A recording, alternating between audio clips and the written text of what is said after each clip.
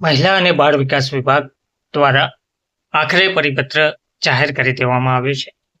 મહિલા અને બાળ વિકાસ વિભાગ મૂડી સદનની સન 2026-27ના વર્ષ માટેની 0.10 કરોડની ચાલુ બાબતની વહીવટી મંજૂરી આખરે આપવામાં આવી છે. એટલે કે આ મંજૂરી આપવા બાબતે આ જીઆર મહિલા અને બાળ વિકાસ વિભાગે જાહેર કર્યો છે. વિગતવાર માહિતી શું છે તે જોઈએ. નમસ્કાર મિત્રો, સ્વાગત છે તમારું અમારી યુટ્યુબ ચેનલ.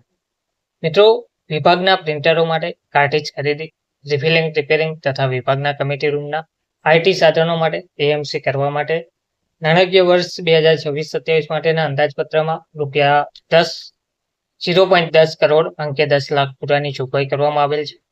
આ જોગવાઈ અન્વયે ખર્ચ કરવા સારું નીચે મુજબની શરતોને આધીન આથી વહીવટી મંજૂરી આપવામાં આવી છે. શરતો છે: આ યોજનાનો ખર્ચ તારીખ 1/4/2026 કરવાનો રહેશે. પ્રસ્તુત કામ માટે પ્રવર્તમાન નિયમોને આધીન ચાલુ તથા આગામી નાણાકીય વર્ષમાં પર્યાપ્ત અંદાજપત્રીય જોગવાઈ કરાવી લેવાની રહેશે. આ અંગેનો ખર્ચ રાજ્ય સરકારના સ્થાયી તેમજ વખત લાગુ પડતા ઠરાવો, પરિપત્રો અને નિયમોની જોગવાઈ મુજબ નિયત પદ્ધતિથી કરવાનું રહેશે. આ મંજૂરી અંગે કરવાના થતા ખર્ચ અંગે નાણાકીય ઔચિત્યના સિદ્ધાંતોનો અમલ કરવાનો રહેશે. આ મંજૂરી અન્વયે ફાળવેલ ગ્રાન્ટનો અન્ય હેતુ માટે ઉપયોગ કરી શકાશે નહીં. બચત રહેતી રકમ વર્ષ આખરે સરેન્ડર કરવાની રહેશે. યોજના હેઠળ અગાઉ નિયત કરવામાં આવેલ શરતોનું ચુસ્તપણે પાલન કરવાનું રહેશે.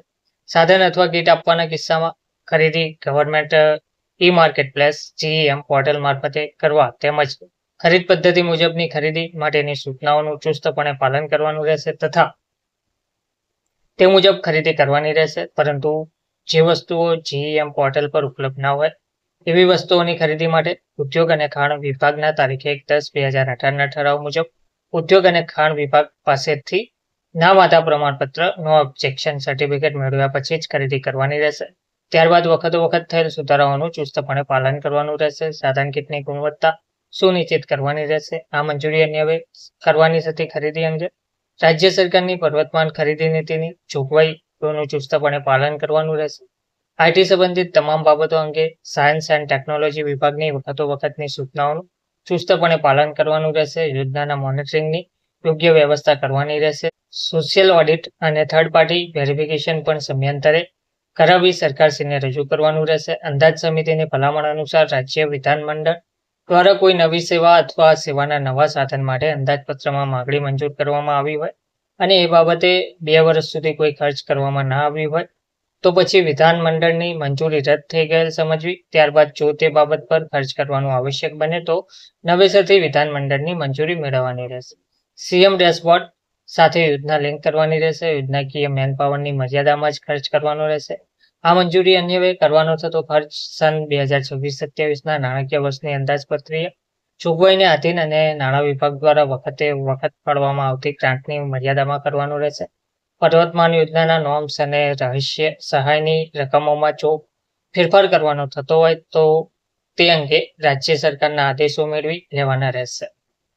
આ અંગેનો ખર્ચ તારીખ 1/4/2026થી નીચેના બજેટ સદરથી કરવાનો રહેશે.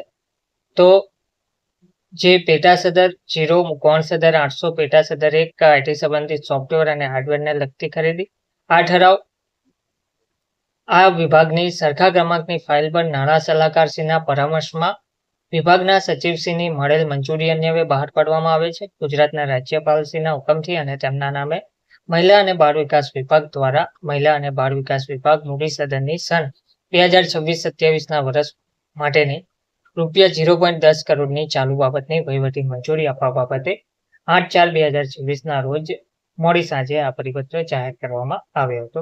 ધન્યવાદ.